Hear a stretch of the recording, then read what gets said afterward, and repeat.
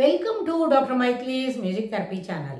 இன்றைய பதிவிலையும் இசை ஒரு மருந்து போல பயன்படுத்த முடியும், இசையை எப்படியெல்லாம் பயன்படுத்தி கொள்ள முடியும் அப்படின்ற அந்த ரெண்டு தலைப்பில் நம்ம சில செய்திகளை நம்ம பார்க்கலாம்.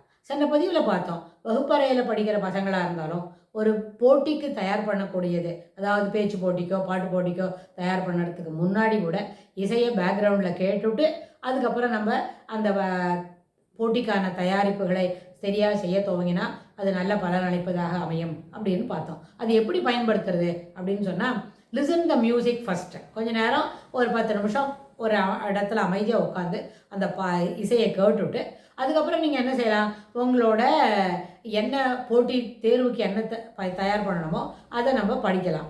அது தயார் பண்ண வேண்டியதை எழுதி பார்க்கலாம், தயார் பண்ண வேண்டியதுக்கு உங்களுக்கு நீங்கள் பேசி பார்க்கலாம். பேச்சு போட்டியான அந்த கண்டென்ட்டை மனசில் வாங்கிட்டு அது போல் பேசி பார்க்கலாம்.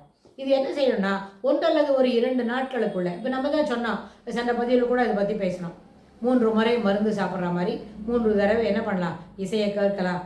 Morning, afternoon, night, morning, afternoon, evening, அதுபோல்.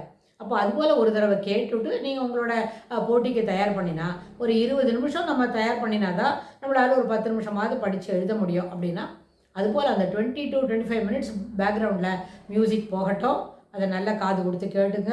அதுக்கப்புறம் உங்களோட போட்டிக்கான உங்களுக்கு என்ன எப்படி தயார் செய்துக்கணுமோ தயார் செய்துக்கோங்க. அப்படி தயார் செய்துட்ட பிறகு மறுபடியும் ரீப்ரொடியூஸ் பண்ணணும் இல்லையா, சொல்லி பார்க்கணும், எழுதி பார்க்கணும். எதாக இருந்தாலும் அது ரொம்ப சிறப்பானதாக வெளியில் கொண்டு வர முடியும். உங்களுக்கே அது சொல்லக்கூடிய செய்திகள் தெளிவாக சொல்லுவாங்க. You have the confidence to speak further, அப்படி இருக்கும். அதே மாதிரி இதில் ஒரு ட்ராயிங் போட்டிக்கு தயார் பண்ண போகிறோம், அப்போ ட்ராயிங் நல்லா வரையணும் அப்படின்னு சொன்னால் இதுபோல் பேக்ரவுண்டில் இசையில் இருத்துவிட்டு நீங்கள் ட்ராயிங் வரைய பழகணும்.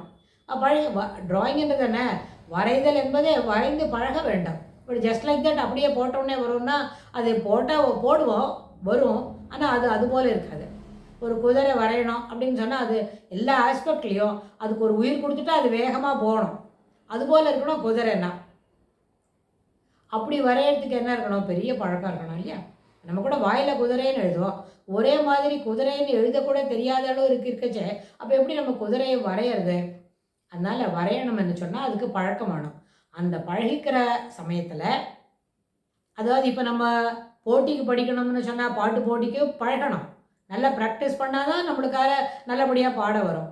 அதே மாதிரி நல்லா சொல்லி பழகினா தான் அந்த ஒரு மேடையில் பேச்சு போட்டி மேடையில் போய் பேச முடியும். ஸோ எந்த வேலைக்கும் முன்னாடி பழகுதல், அதாவது ப்ராக்டிஸ் பண்ணிக்கணும். பழகுதல் என்ற கட்டாயம் இருக்குதோ அந்த பழகுதல் இருக்கிறதுக்கு எல்லாத்துக்குமே நீங்கள் என்ன பண்ணணும், பேக்ரவுண்டில் இசை இருக்கணும்.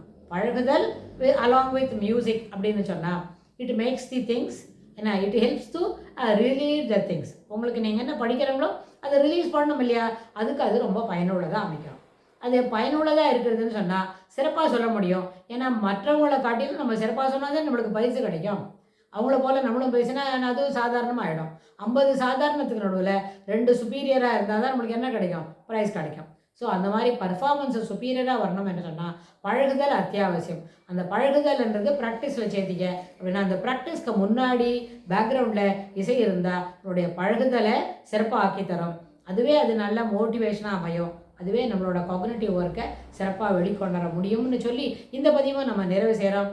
இதுக்கு தொடர்புடைய கருத்துக்களை வரப்போகிற பகுதிகளில் பார்க்கலாம். தேங்க்ஸ் ஃபார் வாட்சிங்.